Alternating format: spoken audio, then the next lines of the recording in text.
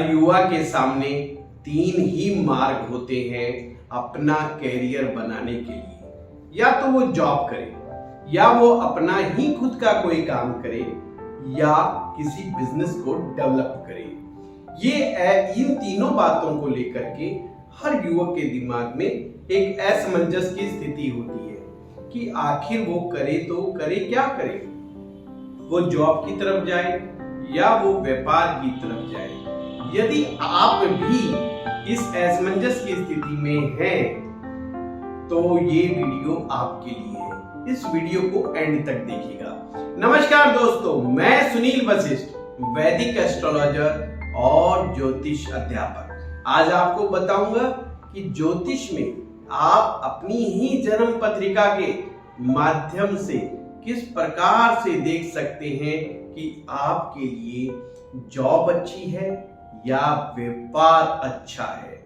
ज्योतिष में जब भी हम जॉब की बात करते हैं तो हमें जाना होता है जन्म कुंडली के छठे भाव पर। छठे भाव से हम नौकरी देखते हैं, जॉब देखते हैं, सर्विस देखते हैं। छठा भाव जितना अच्छा होगा हमें वो नौकरी की तरफ लेके जाता है। या हम कह सकते हैं इसके योग बहुत ही अच्छे बन रहे हों, ये स्ट्रेंथ में बहुत अच्छा हो, तो भी व्यक्ति को नौकरी करनी चाहिए। एक सामान्य से सूत्र की मैं बात कर रहा हूं। अब चलते हैं सप्तम भाव। अपने ही काम को दिखाता है, जिससे के द्वारा हम डे टू डे इनकम को भी देखते हैं।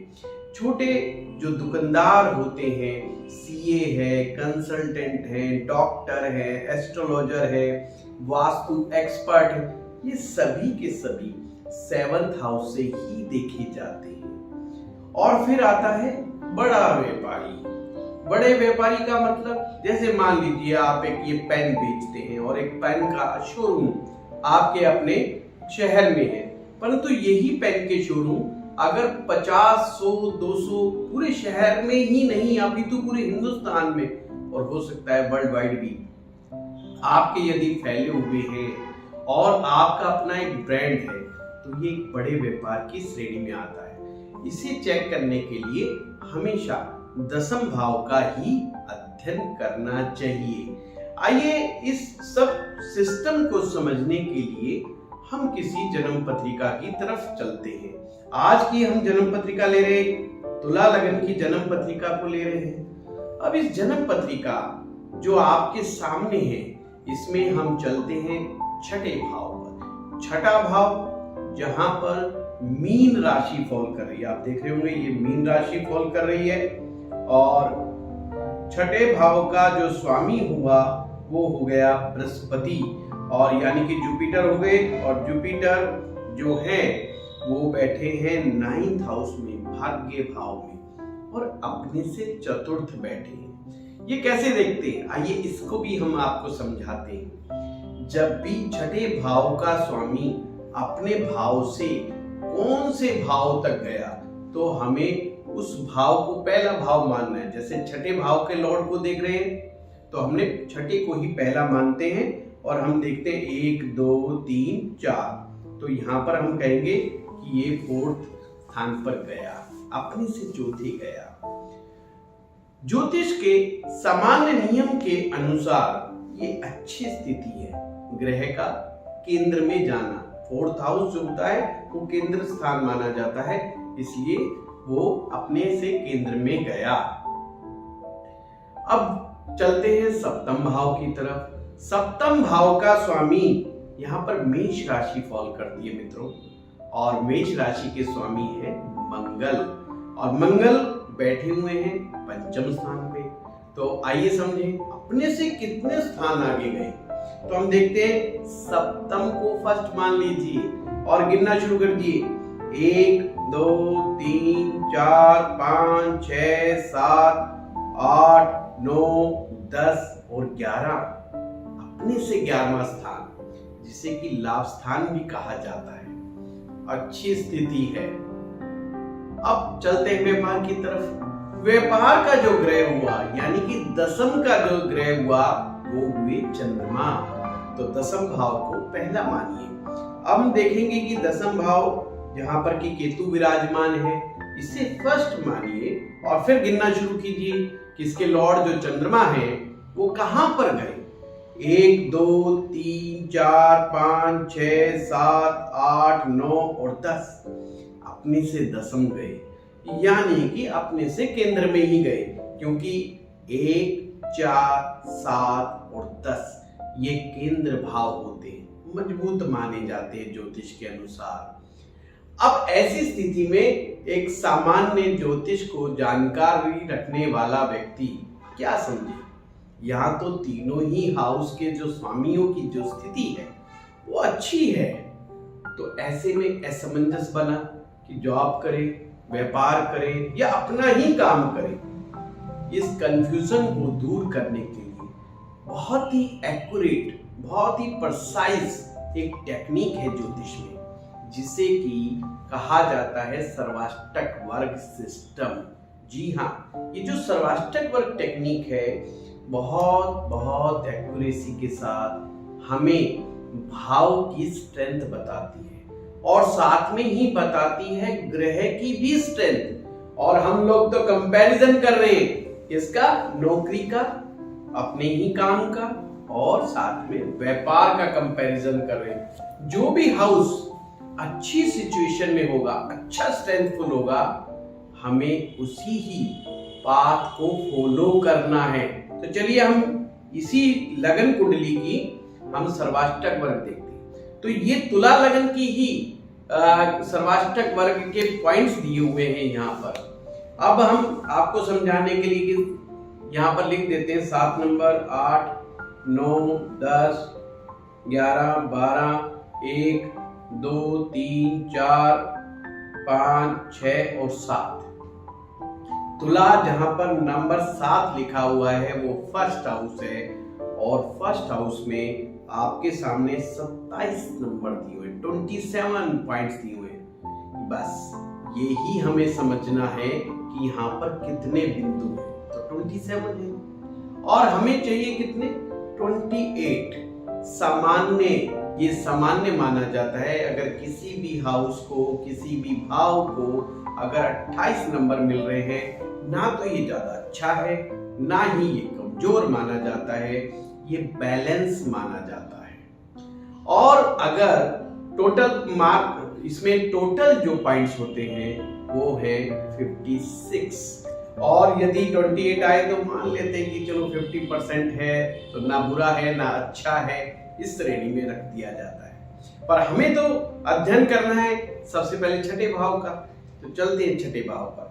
तो छठे भाव में हम यहाँ देखते हैं जहां पर मीन राशि फॉल कर रही है, वहां पर 28 पॉइंट दिए हुए। तो हम यहाँ लिख देते हैं कि 6th हाउस है और 6th हाउस में हमें मार्क्स मिले हैं 28। मींस जहां मैं मार्क्स बोल रहा हूँ वास्तव में पॉइंट ही होते हैं। अब छठे में 28 है, बैलेंस है। 7th हाउस में देखते हैं हम, तो 7th हाउस में आपके सामने ये 7th हाउस है, सप्तम भाव है, यहाँ पर 26 पॉइंट मिले हमें, 26 पॉइंट। अब चलते हैं दसम में, जहां पर कर्क राशि फॉल कर रही है।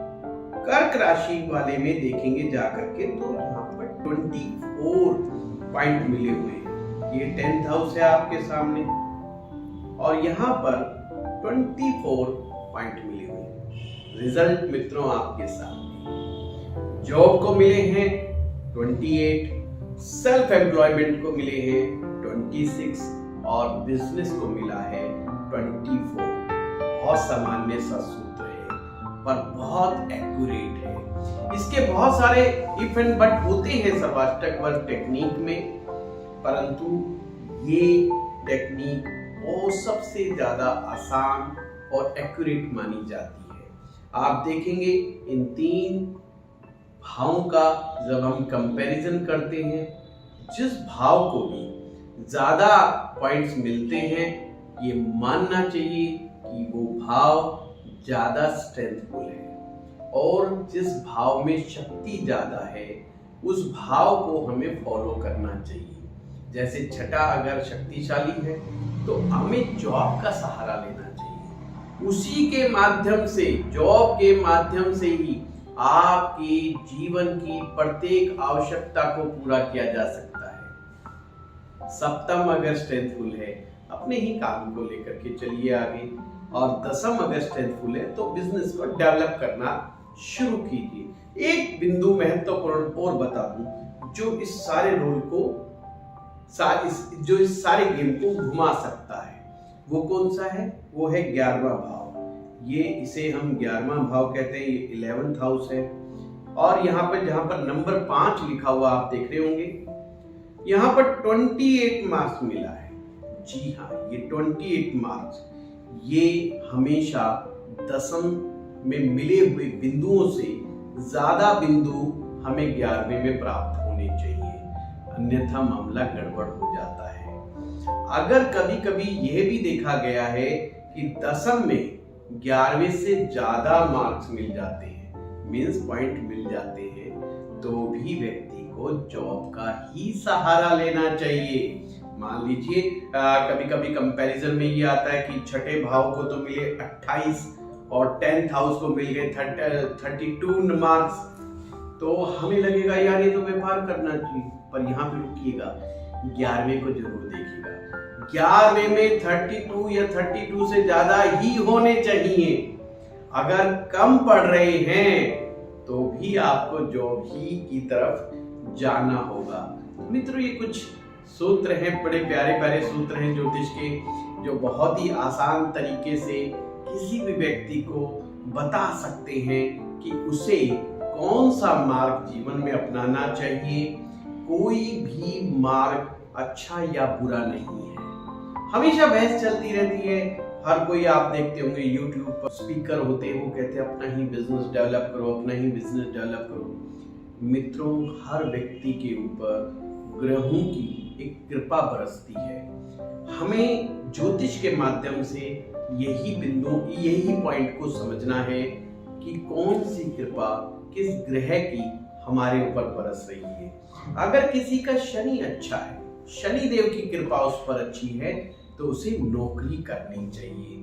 अगर किसी व्यक्ति का शुक्र ग्रह अच्छा है, बृहस्पति ग्रह अच्छा है, तो उसको अपना ही काम भी वो बड़ा अच्छा कर सकता है, बड़ा अच्छा डेवलप करता है, बड़ा एंजॉय करता है लाइफ को। और साथ में मरकरी का साथ होना बहुत जरूरी है। मरकरी बिल्कुल इसी प्रकार से है कि आपने सब्जी तो बना दी परंतु नमक डालना भूल गए, बस वहीं पर सब्जी का कबाड़ा हो जाएगा। यानी कि बुध ग्रह की शक्ति अगर आपको प्राप्त नहीं हुई तो आप खुद का काम भी नहीं अच्छे से कर पाएंगे, उसमें भी असफलता मिल जाएगी। और हाँ, यदि आपको व्यापार खड़ा करना है तो सूर्य का आशीर्वाद चाहिए, बृहस्पति का आशीर्वाद चाहिए, और बुध की तो बहुत ज्यादा शक्ति की आवश्यकता होती है आपको। शनि की कृपा तो चाहिए ही चाहिए। राहु देव भी कृपा बरसाते तो और इससे बढ़कर के क्या हो सकता है।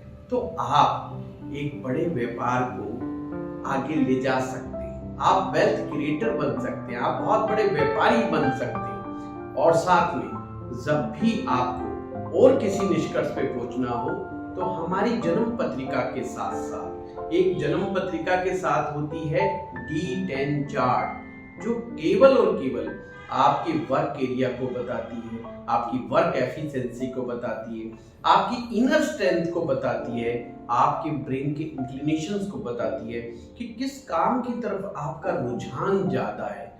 D10 चार्ट का सूक्ष्म अध्ययन करने से आप ये बात पता लगा सकते हैं कि आपको कौन सा व्यापार करना चाहिए, किस क्षेत्र में आपको जाना चाहिए। इसी प्रकार से D24 चार्ट आपको बता देता है कि कौन सा काम आपको सीखने से जीवन में प्रगति मिलेगी, क्योंकि वो कौन सी विद्या सीखे, कौन सी टेक्निक सीखे, किस क्षेत्र में जाकर के आप जाएंगे तो आपको बहुत जल्दी जल्दी सीखने को मिलेगा। ये सब चीजें आपको अध्ययन करनी चाहिए। अगर आप इस ज्योतिष को नहीं ढंग से जानते हैं तो किसी अच्छे एक्सपर्ट एस्ट्रोलॉजर से ये आपको विश्लेषण करवाना चाहिए। जो युवा है, युवाओं को तो बहुत जरूरी चाहिए कि वो अपनी कुंडलियों का विश्लेषण कराएं और अपने समय को व्यर्थ होने से बचाएं। कभी कभी ये देखा गया है, युवा जोश में आकर के किसी काम में एंट्री कर जाता है और बाद में फेल हो जाता है। वहां पर समय भी खराब होता है, उसका फाइनेंस भी खराब होता है, साथ में जो सबसे बड़ी दुर्घटना होती है वो है कि उसका कॉन्फिडेंस डाउन हो जाता है और वो दोबारा जीवन में कई बार हिम्मत नहीं दिखा पाता दोबारा से व्यापार को खड़ा करने की। तो इसलिए अपने कॉन्फिडेंस को लूज ना करें, सरल मार्ग को अपनाएं, सीधा एक्सपर्ट एस्ट्रोलॉजर से अपनी कुंडली का विश्लेषण कराएं और जीवन को आसान बनाएं। तो आप लोगों का बहुत बहुत धन्यवाद। आपको ये वीडियो कैसा लगा आप लिखना ना भूलें, हमारे कमेंट बॉक्स में जरूर हमें बताएं।